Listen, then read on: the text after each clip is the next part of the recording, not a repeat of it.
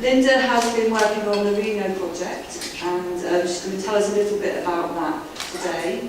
Would you like to say a few words about what the Reno project is, so that our lovely audience, who you might already know about it, but you might not. So, Linda, over to you. Do I sound all right? Can you hear me? Yeah. I'm a bit nervous. Right, I'm from the golden era. Absolutely. And I used to go to this amazing club called the Reno. I first went in 1976, and I stopped going in 1983, and it was actually demolished in 1986. And we actually excavated it last year. It was a cellar club. So just going to show a few images, and I respond better to questions. So yeah, just ask some questions. How long have you been digging? 3 weeks. It took 3 weeks to dig it. Whose idea was it, and where did it emerge from? Were you around for that part of it? No. I first went in 1976, and as far as I know, it opened in 1962. Barbara, am I right? Yeah, the Reno Club opened around 1962. We had to wear suits. It was a well-to-do club, and it was a membership club, and then it just evolved from when Linda went in. It was actually opened by the first black professional golfer, so yeah. And by the time, in the 1970s, there's controversy over this, and I do say certain words that some people don't like, but there's controversy about it kind of was a home for half-caste like youth, do you know what I mean, especially guys. So I went into a fully fledged club that was kind of like super cool with just these guys.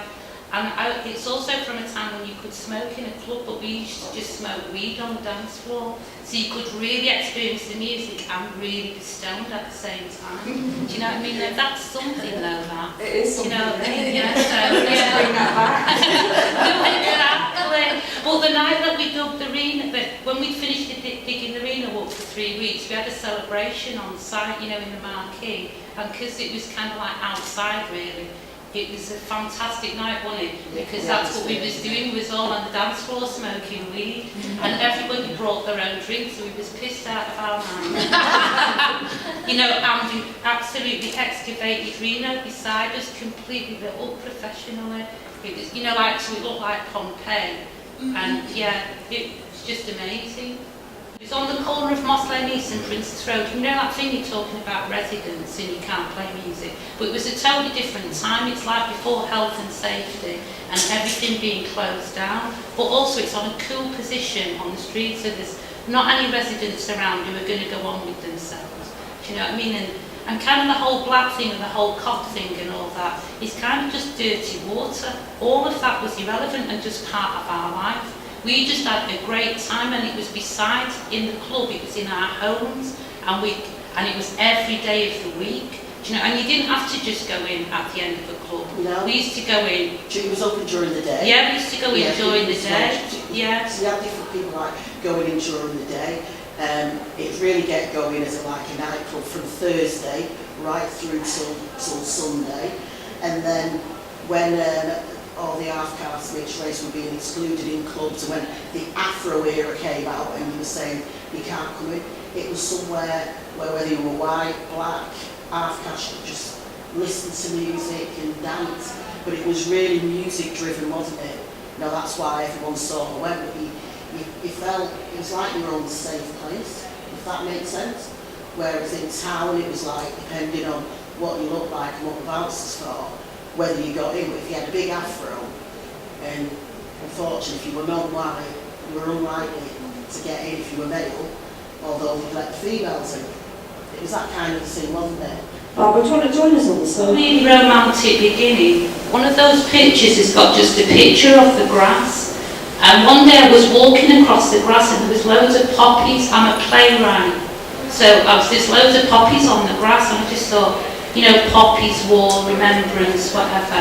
And I thought, and I swear a lot, sorry I just swear, I thought that fucking club is under there, do you know what I mean? Like it's there, it's just waiting. And because I've got kind of a good history, I'm quite successful as a playwright, and then I could get Arts Council money to do it. So that was always the opening line was, beneath the grass on the corner of Moss Lane East and Princess Road lies a legendary cellar club. So it's kind of like there's two pictures that really are the only pictures I should have shown, was that just the grass, and then underneath it's really there. But it's kind of was mental because we didn't recognise it.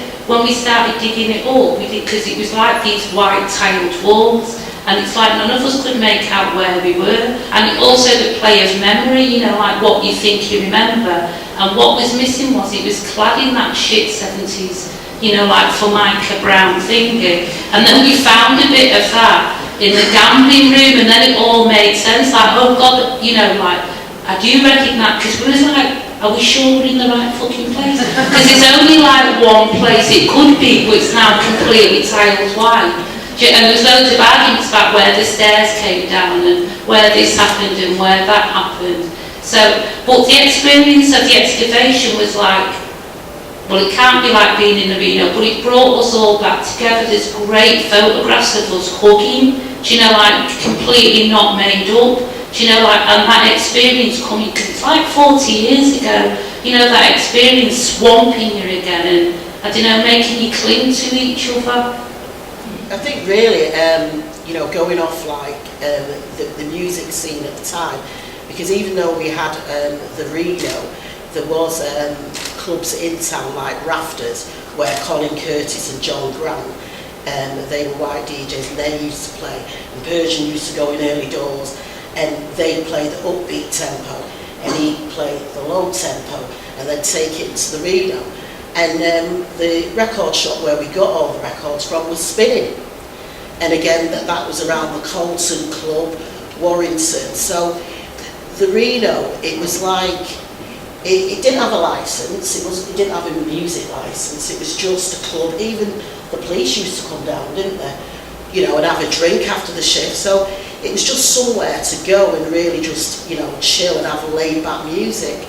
And, you know, as you say, for DJs, but I mean, it's never ever stopped, even though the Reno's been shut since 1986.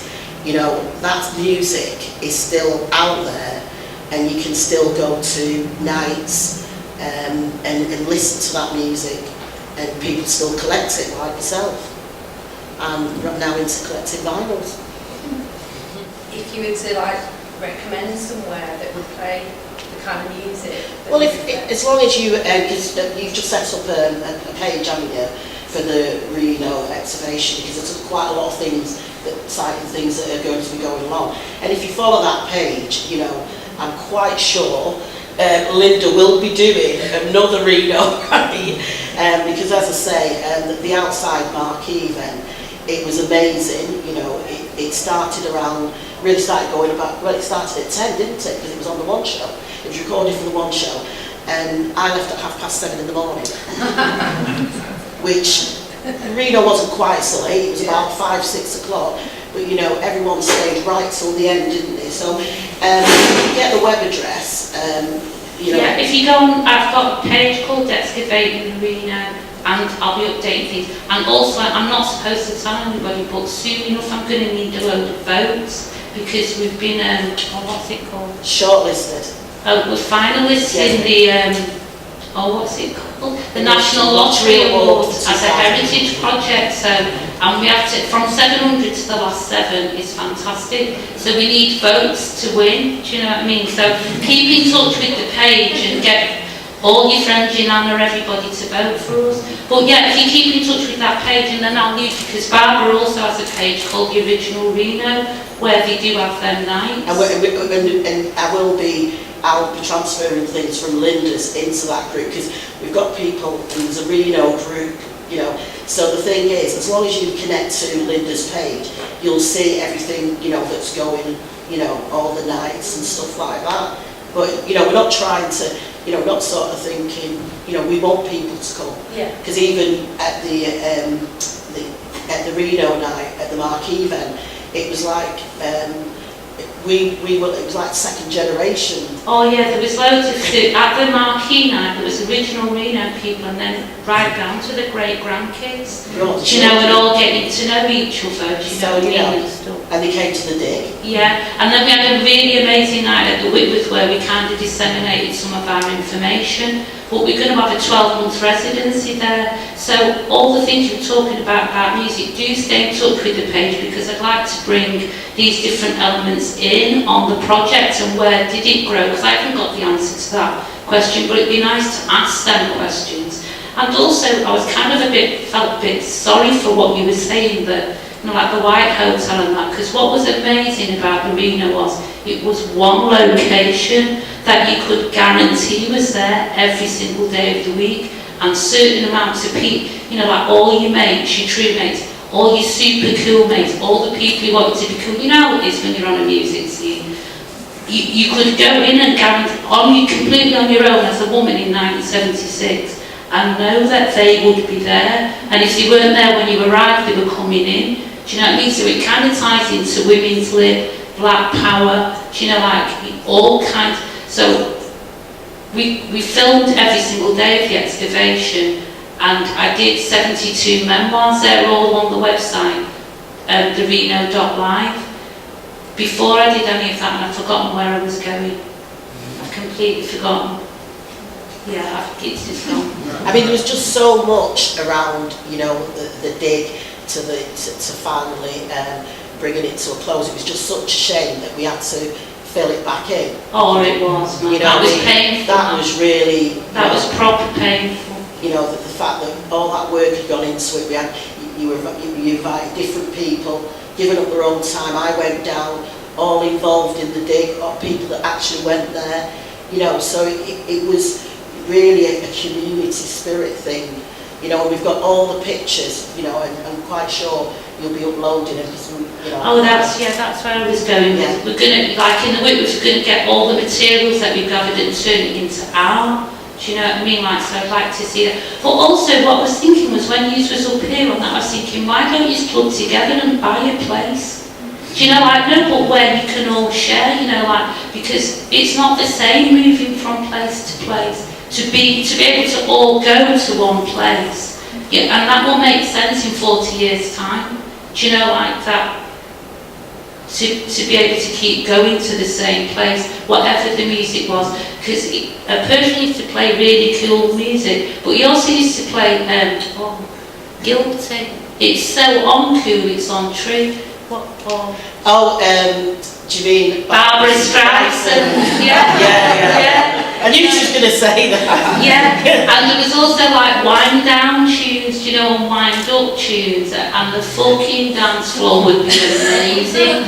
Do you know what I mean? Like, and also kind of like when you're in one place that you can go to, you kind of start getting your own groove on. I remember when I first started going, I used to wear court shoes and pencil skirts. And by the time I left, I used to wear cargo pants and Doc Martens. Do you know what I mean? You start to evolve, you know, like with your mates. And I really did feel sorry when you were saying that too. You should definitely club together and get one place. Or find a residency. Yeah. You know, I mean, there's a northern quarter, you know, and there's a lot of... You were saying about the... that's a problem because there's lots of flats around it in there and stuff like that. Well, there is a lot of clubs there as well. I'm quite sure you could, you know, just get a residency.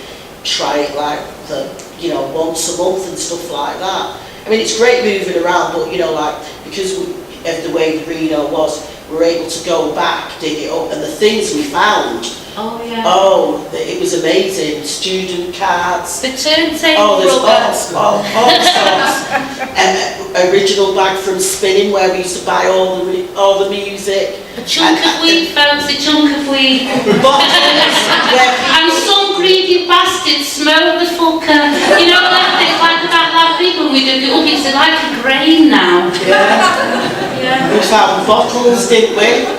The things. I know, it's amazing because the bottles, sorry to talk over that, the bottles are dated like 1973, the Coke bottles and the Pepsi, so it's a really important point that Barbara is making, that we were able to go back and get our stuff. Do you know what I mean? Ours comes from adversity as well. Like Barbara was saying earlier on when she was sat there, we weren't welcome in clubs. Do you know what I mean? Like, it was our colour.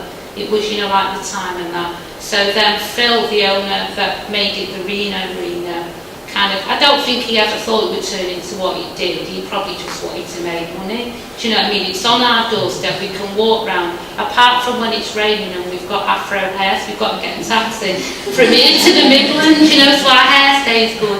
But, you know, like, yeah, and then things just happen, don't they? Do you know what I mean? Nobody could have ever said it would have turned out that way, do you know?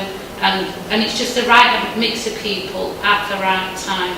But as I found, because I wanted to be a super famous playwright, and as I found out was actually, and again kind of thinking of the music, is to turn away from the money and back to your community. I've never had an audience like I had going back to my community. Does that make sense?